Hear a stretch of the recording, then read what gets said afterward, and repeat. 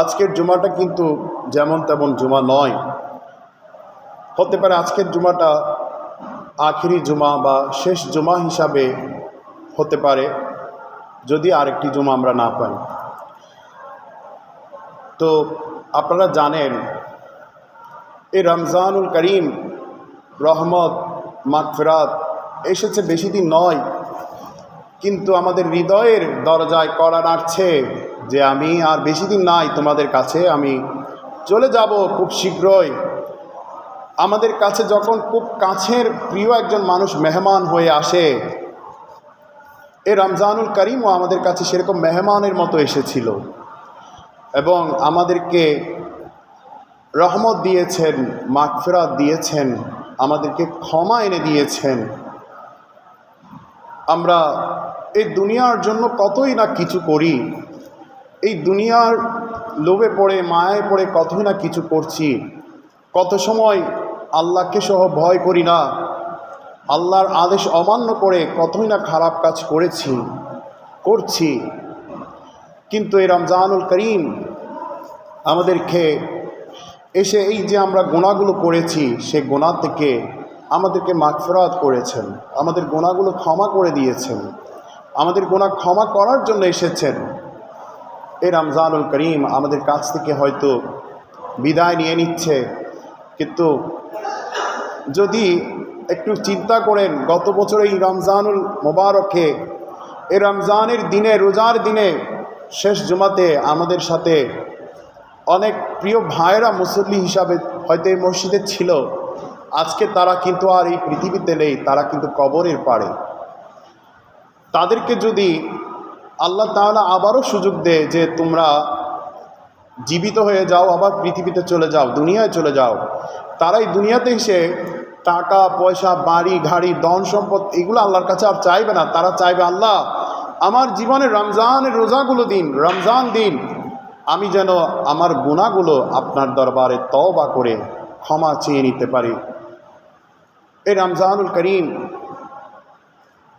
আসতে আসতে আমরা কখন আসবে, কিন্তু চিন্তা করলে দেখা যায় এই রমজানুল করিম এসেছে কখন, আবার চলেও যাচ্ছে কখন, এই দিনগুলো আমরা কিন্তু খুঁজেও পাইনি। হয়তো এখন যে মসজিদে আমরা ভিড় দেখতে পাচ্ছি রমজানের কারণে, হয়তো এই ভিড় আর দেখবও না রমজানের পরে। হয়তো এমনও হতে পারে এই যে ইফতারের সময় আমরা যেভাবে ইফতারের জন্য বসে থাকি, হুজুরের আজানের জন্য, তারাবির সালাতে কোরআনের কণ্ঠ শোনার জন্য যেভাবে আমরা মসজিদে ভিড় করি, হুজুরের সাহারির সময় এই যে হুজুরের কণ্ঠে ডেকে দেওয়ার যে শব্দ, সে শব্দগুলো হয়তো আর শুনবো না আমরা। এই রমজানুল করিম আমাদেরকে এসে আমাদেরকে যে নিয়ামত দিয়েছে, জানি না আমরা কতটুকু পরিবর্তন হতে পেরেছি। আমরা গুনাহ দেখলে যদি আমাদের চোখে পানি না আসে, তাহলে আমরা পরিবর্তন হতে পারিনি। আমাদের অন্তর থেকে হিংসা, বিদ্বেষ, এই যে লোভ লালসা, এগুলো যদি আমরা ফেলতে না পারি, গীবত চুগলখড়ি এগুলো যদি আমরা ফেলতে না পারি, তাহলে আমরা পরিবর্তন হতে পারলাম না। রমজানের এই রোজা আমাদেরকে পরিবর্তন করতে পারেনি। তারপর আল্লাহ তাআলা দরবারে দোয়া করছি, আল্লাহ তাআলা আমাদের যাদের রোজাকে কবুল করেছেন, আল্লাহ তাআলা তাদের রোজাকে যেন কবুল করেন, আমিন। আমাদের যাদের সাহারিকে কবুল করেছেন, সাহারি দাতাকে যাকে কবুল করেছেন, তার সাহারিকে যেন কবুল করেন, আমিন। আমাদের যাদের তারাবি, ইফতারি, এই যে সালাতুত তাসবিহ সহ তাহাজ্জুদের নামাজ, জিকির, আজগার, যতগুলো ইবাদত বন্দেগী করেছি, যাদের কবুল করেছেন, আল্লাহ তাআলা সকলের ইবাদত বন্দেগী কবুল করুন। আপনারা জানেন এই রমজানুল করিম হয়তো এটা কারো জীবনের শেষও হতে পারে, হয়তো এটা নাও আসতে পারে। তা আল্লাহর কাছে ফরিয়াদ করবেন যেন বারবার আমাদের জীবনে রমজানুল করিমের রোজা যেন আসে। সেজন্য আমার আল্লাহ তাআলা কোরআনুল করিমও বলছেন, লাইলাতুল কদরি খায়রুম মিন আলফি শাহর, অর্থাৎ আমার আল্লাহ বলছেন এই রমজানুল করিমকে আমি দামি করেছি সবচেয়ে যে দুইটি বিষয়ের কারণে। একটি হচ্ছে কোরআন, এই রমজানুল মাসে আমি কোরআনুল কারীম নাজিল করেছি, আরেকটি বিষয় ছিল, সেটা হচ্ছে এই মাসে আমি একটা রাত দিয়েছি, যে রাত 1000 মাসের চেয়েও বেশি উত্তম। 83 এই রাতে যে ব্যক্তি ইবাদত করতে পারবে, হাদিসের ভাষায় 83,000 বছর ইবাদত করার সমমান তার আমল নামায় আমার আল্লাহ তাআলা সব লিপিবদ্ধ করে দেবেন। সুবহানাল্লাহ। এই আয়াতে কারিমা সম্পর্কে তাফসির আজিজের মধ্যে আসছেন শেখ আব্দুল আজিজ মুহাদ্দিস দেহলভী রহমতুল্লাহ আলাইহি তার কিতাবের মধ্যে লিখছেন, একদিন আমার নবীজি সাহাবীদেরকে নিয়ে বনি ইসরাইলের একজন মুজাহিদের, একজন বড় আবেদ বান্দার ঘটনা বলছিলেন যে ওই মুজাহিদ 1000 বছর ইবাদত বন্দেগী করেছেন। দিনে তিনি আল্লাহর রাস্তায় জিহাদ করতেন, আর রাতের বেলায় তিনি সারা রাত আল্লাহর জন্য ইবাদত বন্দেগী করতেন। তো এখন আমার নবীজির সাহাবীরা বলছে, ইয়া রাসূলুল্লাহ, ওই লোকের মতো তো আমরা ইবাদত বন্দেগী করতে পারবো না, আল্লাহকে হয়তো ওই লোকের মতো আমরা রাজি করতে পারবো না, ইয়া রাসূলুল্লাহ আমাদের কি অবস্থা হবে? তখন আল্লাহর পক্ষ থেকে ওহী নাজিল হলো, সাথে সাথে এই সূরা কদর আল্লাহ তাআলা আমরা উম্মতদের জন্য, আমরা আমার নবীর উম্মতদের জন্য, আল্লাহর এই আমরা যারা বান্দা হয়েছি আমার রাসূল পাকের সুবাদে আমাদের জন্য সূরা কদর নাজিল করে দিয়েছেন এবং বলেছেন,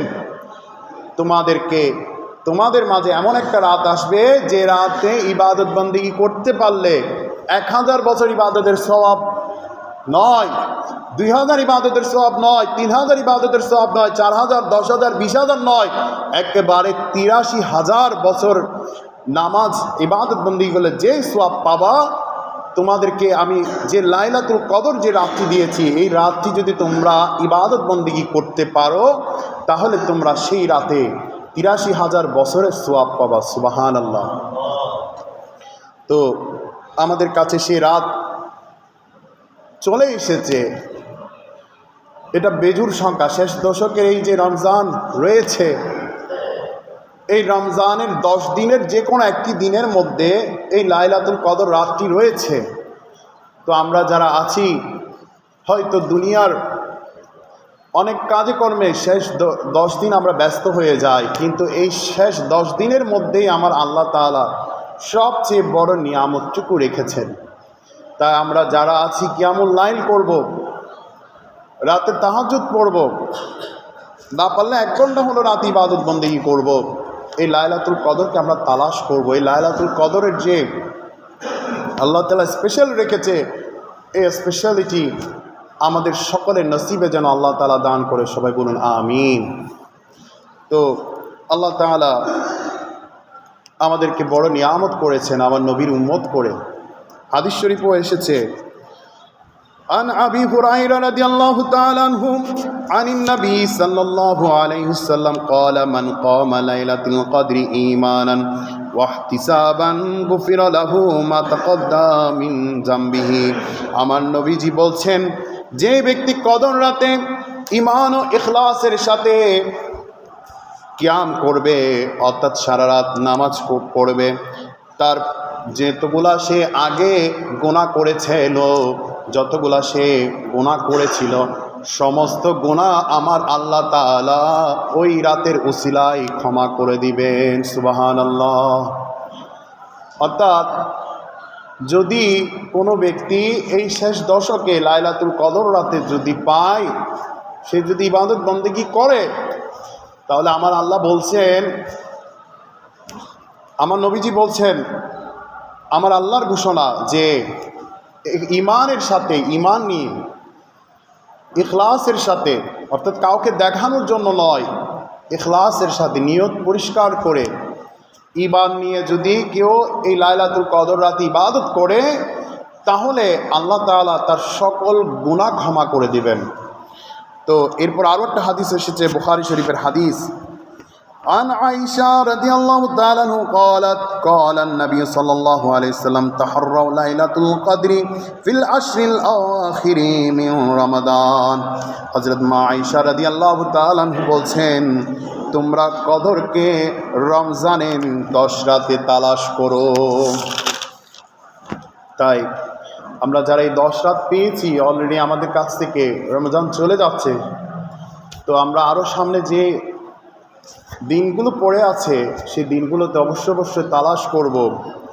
এবং আরও বলছেন মা আয়েশা রাদিয়াল্লাহু তাআলা আনহার আরও একটা হাদিস আসছে قالت تحروا ليلة القدر في الوتر من العشر الأواخر من رمضان তোমরা লাইলাতুল কদরকে কোন রাতে তালাশ করবা সেই সম্পর্কে মা আয়েশা বলছেন তোমরা রমজানের শেষ দশকের যে বেজুর রাতগুলো রয়েছে অর্থাৎ 21শে রমজান, 23শে রমজান, 25শে রমজান, 27শে রমজান, 29শে রমজান, যে রমজানগুলো রয়েছে, যে রাতগুলো রয়েছে ওই বেজুর রাতের মধ্যে তোমরা লাইলাতুল কদর রাতকে তালাশ করো। জুড়ে বলুন না সুবহানাল্লাহ।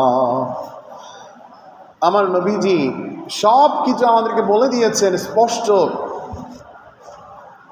আমার নবীজি আমাদেরকে সব কিছু দিয়ে দিয়েছেন কিভাবে তোমরা নিবা, আল্লাহর প্রিয় বান্দা কিভাবে হওয়া, কিভাবে আমল অর্জন করতে পারবা।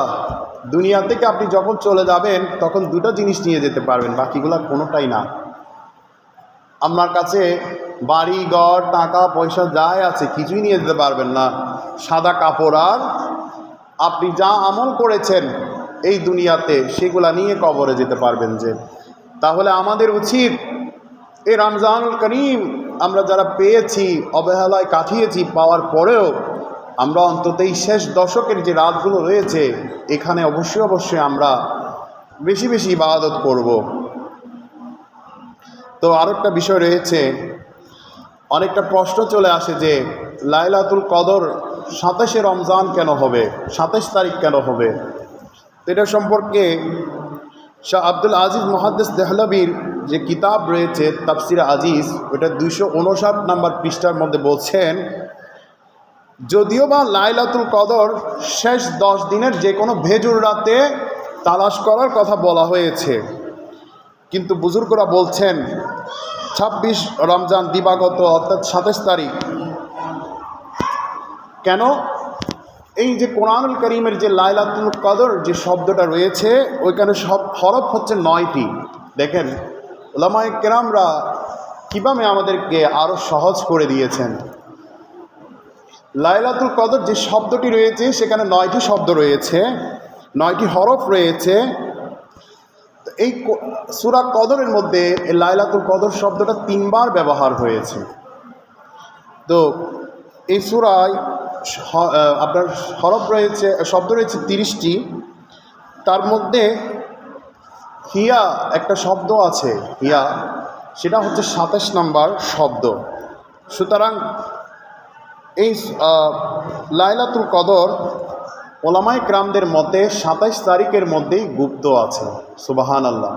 তাই আমরা লাইলাতুল কদরকে 27 তারিখ আনুষ্ঠানিকভাবে যদিও বা পালন করে থাকি, কিন্তু আমরা শুধু 27 তারিখ তালাশ করলে চলবে না, আমরা শেষ দশকের যে বেজুর রাতগুলো রয়েছে সেগুলো তালাশ করব। 27 তারিখ যদিও বা আমরা একটু বেশি করে করি, এটা ওলামায়ে কেরামদের হয়তো পরামর্শ যে যারা একবারেই তালাশ করতে পারছে না বা করে না তাদের জন্য হয়তো বা এটা ওনারা স্পেশালিটি সহজ করে দিয়েছেন, কিন্তু আমরা যারা আছি অবশ্যই সবার থেকে এটা তালাশ করতে হবে শেষ দশকের যে ভেজুর রাতগুলো রয়েছে সেখানে। শুধু তাই নয়, এই লাইলাতুল কদরকে বলা হচ্ছে ফেরেশতাদের ঈদ। এই রাতে কিতাবের মধ্যে আসছে এই রাতে হযরত জিবরাইল আমিন ফেরেশতাদের সর্দার অসংখ্য ফেরেশতাদেরকে নিয়ে তিনি দুনিয়ার জমিনে আসেন যেদিন লাইলাতুল কদর রাতটা হয়, এবং তিনি একটি পতাকা আমার নবীর রওজার উপরে তিনি রাখেন, আরেকটি পতাকা তিনি কাবা শরীফের উপর রাখেন।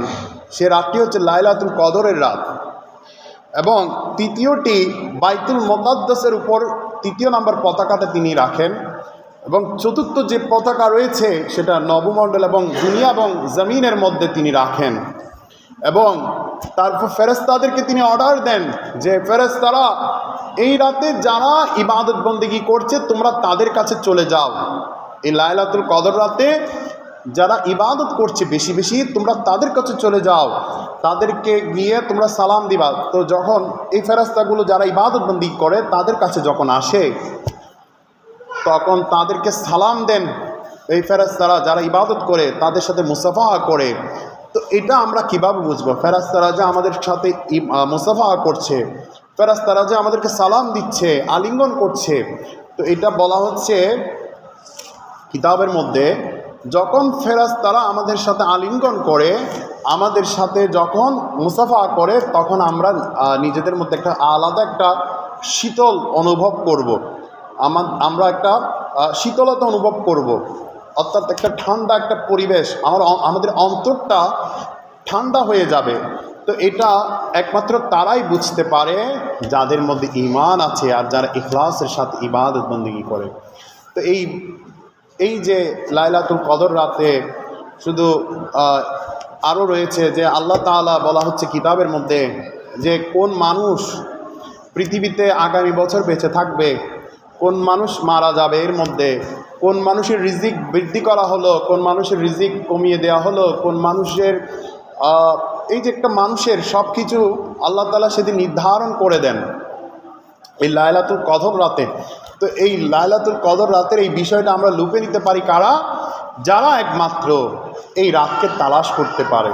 তাই আল্লাহ তাআলা আমাদের সকলকে এই লাইলাতুল কদর রাতের ফজিলত নসিব করুক। তো আরেকটা বিষয়, এই রমজানুল করিম হচ্ছে দোয়ার মাস, দানের মাস, সদকা করার মাস, বেশি বেশি ইবাদত করার মাস। তার মধ্যে রয়েছে জাকাত দেওয়া। জাকাত হচ্ছে আপনি যেদিন নিসাব পরিমাণ সম্পদের মালিক হবেন সেদিন আপনার উপর জাকাত ফরজ হয়ে গিয়েছে। জাকাতের জন্য কোনো আলাদা স্পেশাল নেই, কিন্তু রমজানে দিতে পারলে সেটা আলাদা একটা সওয়াব রয়েছে, একটা ফজিলত আলাদা রয়েছে। বিদায় রমজানুল করিমে আমরা জাকাত বেশি বেশি দিয়ে থাকি।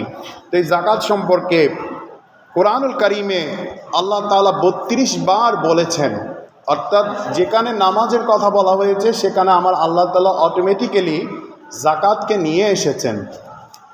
তার মধ্যে আল্লাহ তাআলা সূরা বাকারার 43 নম্বর আয়াতের মধ্যে আমাদের জন্য ঘোষণা করছেন, ওয়া আকিমুস সালাতা ওয়া আতুজ যাকাতা ওয়ারকাউ মা'আর রাকিঈন। তোমরা নামাজ প্রতিষ্ঠা করো এবং জাকাত প্রদান করো, যাদের সামর্থ্য হয়েছে নিসাব পরিমাণ সম্পদের তোমরা মালিক হয়েছ, এবং নামাজিদের সাথে তোমরা নামাজ আদায় করো, অর্থাৎ জামাতের সাথে তোমরা নামাজ আদায় করো। তো জাকাত কাদের উপর ফরজ হয়েছে?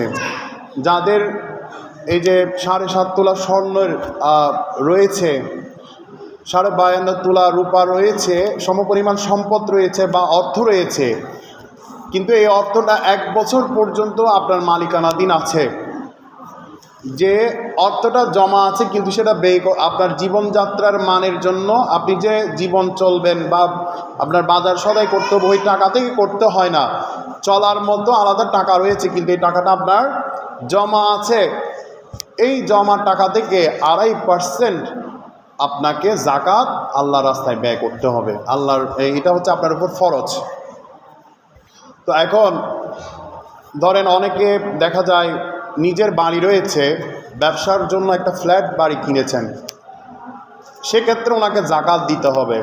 তো এইভাবে করে যেটা নিজে আপনার ব্যয় করার মতো সামর্থ্য আছে কিন্তু সম্পদ জমা নেই, ওই পরিমাণ সম্পদ আপনার নেই, তাহলে আপনাকে জাকাত দিতে হবে। ধরেন আপনার 1 লক্ষ টাকা আছে, তাহলে রূপার সমপরিমাণ নিসাব পরিমাণ যে অর্থ সেটা আপনার কাছে আছে, তাহলে সেখান থেকে আপনাকে 2.5% জাকাত দিতে হবে।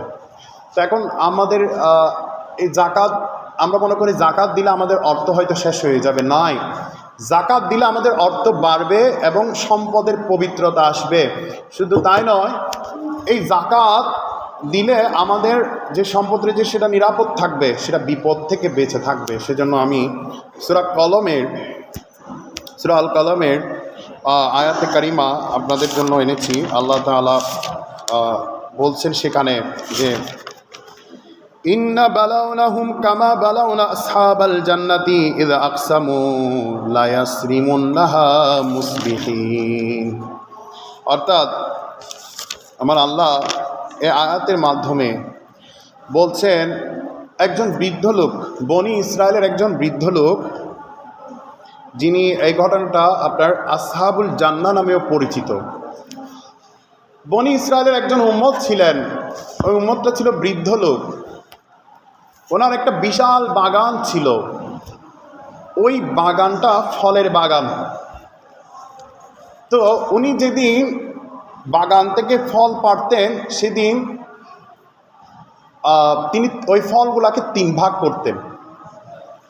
এক ভাগ নিজের জন্য, আরেক ভাগ আগামী বছর চাষ করতে হবে যে সেজন্য রেখে দিতেন, আরেক ভাগ তিনি গরিব মিসকিন যারা এতিম মুসাফির রয়েছে তাদেরকে বন্টন করতেন। তো এভাবে যেদিন তিনি ফল পাড়তেন এলাকার সবাইকে খবর দিতেন, সবাই আসতো সেখানে। এরপর এসে তিনি নিজের জন্য রেখে দিতেন এক ভাগ, আরেক ভাগ তিনি ওই আগামী বছর চাষের জন্য রেখে দিতেন, আরেক ভাগ গরিব মিসকিনদেরকে দিয়ে দিতেন। ওই লোকটা যখন বৃদ্ধ লোকটা মারা গেল, ওনার সন্তান ছিল 3 জন। 3 সন্তানই বলছে আমার বাবা ছিল পাগল, নাউজুবিল্লাহ। মানে আমার বাবা ছিল বড় একটা পাগল। কীরকম পাগল?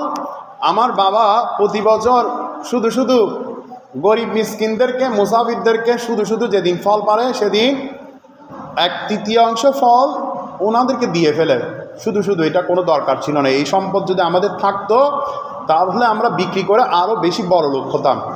কিন্তু ওই বৃদ্ধ লোকটা যেদিন ফলের বাগান শুরু করছিল সেদিন কি অনেক বড় ছিল? বড় ছিল না। সেটা হয়তো ফলের বাগানটা ছোট ছিল, হয়তো 5-10টা গাছ নিয়ে তিনি ফলের বাগান শুরু করছিলেন। তো সেদিন থেকে তিনি ওইখান থেকে 3 ভাগ করে এক ভাগ আল্লাহ রাস্তায় ব্যয় করতেন, আরেক ভাগ নিজের জন্য রাখতেন। সেদিন থেকে তিনি শুরু করছিলেন। তো এইভাবে যখন উনি দিচ্ছেন আল্লাহ বরকত দিছে, বিশাল এক বড় বাগান হয়ে গেছে। তো এখন পাগল বলে ওই ছেলেগুলা 3 জনেই সিদ্ধান্ত নিল রাতে যে আমরা আগামীকাল তো ফল পাড়ার সময় গরিব মিসকিনরা চলে আসবে, তো তারা আসার আগে ভোর রাতে আমরা আমাদের বাগানের মধ্যে যতগুলা ফল আছে সবগুলা ফল আমরা নিয়ে ফেলবো, ওদেরকে বলবো যে ওই বাগানে কোনো ফল নেই, এবার কোনো ফল হয়ই নাই। তখন ওই বৃদ্ধ লোকের সন্তানগুলো রাতে ঘুমাচ্ছিল। ঘুমানোর পর যখন ভোর রাত হলো তখন তারা ওই বাগানে যখন গেলেন, আল্লাহর অশেষ যে গজব, আল্লাহর যে গজব রয়েছে সে গজবে ওই বাগানের যতগুলো ফল ছিল, ওনাদের নিয়ত হচ্ছে যে গণ্ডগোল ছিল, ওই বাগানে যতগুলো ফল ছিল সবগুলা ফল আল্লাহর গজব এসে ছাই হয়ে যায়, পুড়ে ছাই হয়ে যায়। তো ওনারা ভোর রাতে গেলেন, 3 সন্তান ফল পারবেন। গিয়ে 3 সন্তানে গেলেন, বলছে আমরা মনে হয় ভুল জায়গায় চলে আসছি, কেন এতগুলো কালো ছাই কেন? তো ওনাদের মধ্যে 3 ভাইয়ের মধ্যে মেজো ভাইটা একটু চালাক ছিল, বুদ্ধিমান ছিল। বলতেছে ভাই আমরা কোনো ভুল জায়গায় আসি নাই, আমরা ঠিক জায়গায় এসেছি।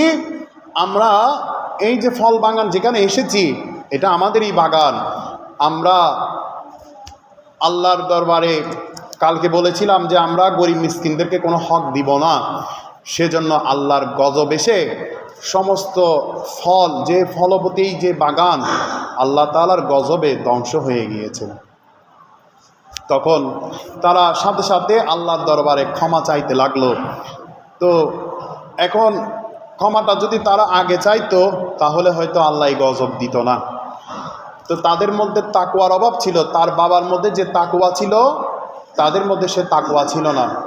তার বাবার সম্পদ আল্লাহর রাস্তায় যাকাত দেওয়ার কারণে বন্টনের মধ্যে ঠিক ছিল বিদায়, ইমানদারি ছিল বিদায় আল্লাহ বরকত দিছে, নিজেও খাইছে মানুষকেও দিছে, ব্যবসায়ও আল্লাহ বরকত দিছে।